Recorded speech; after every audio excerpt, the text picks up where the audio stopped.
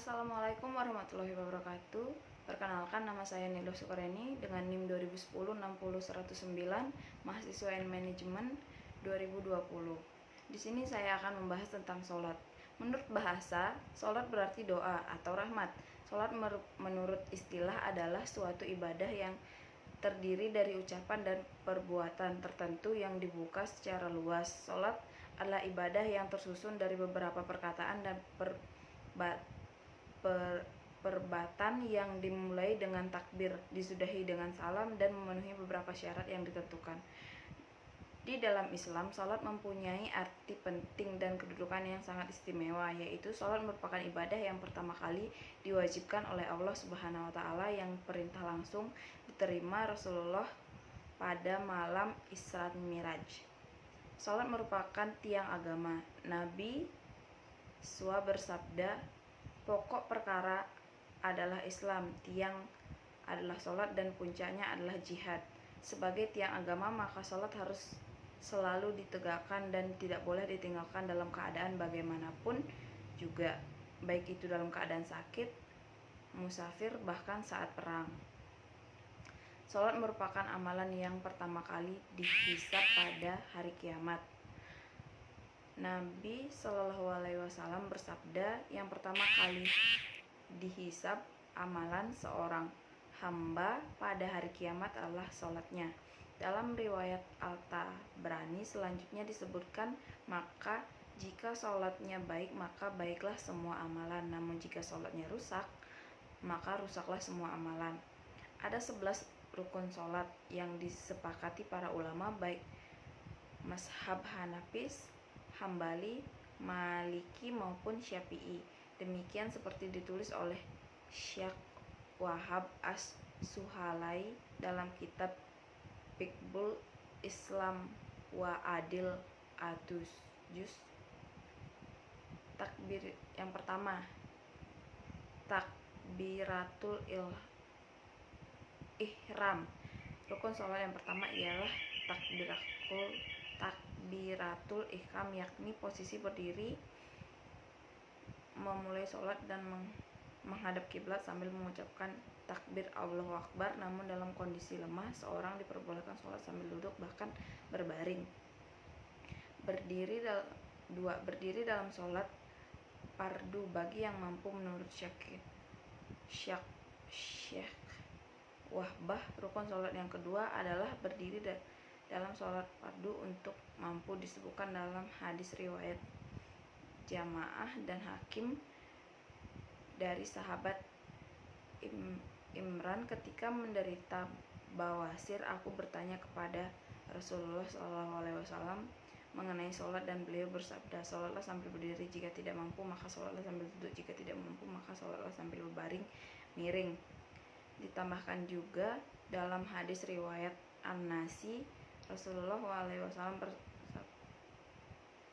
bersabda, jika tidak mampu maka berbaringlah telentang. Allah tidak membebani hambanya kecuali sesuai dengan kemampuannya.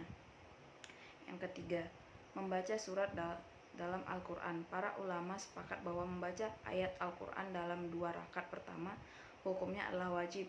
Diriwayatkan dalam hadis riwayat Islam Muslimah, Rasulullah SAW bersabda, sholat tidak sah kecuali dengan membaca ayat Al-Quran. Ruku sholat berikutnya adalah ruku, yang menurut etimologi artinya membungkuk. Secara terminologi, ruku artinya membungkukkan kepala dan punggung bersamaan dengan tangan memegang lutut.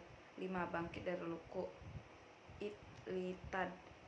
Setelah ruku sholat berikutnya adalah bangkit, menegakkan badan untuk bertidal dan tumanimah.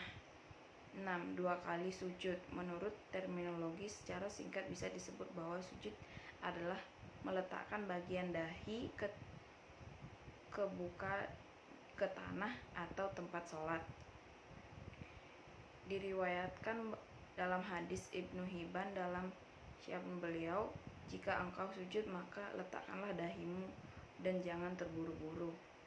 7. Duduk di antara 2 sujud.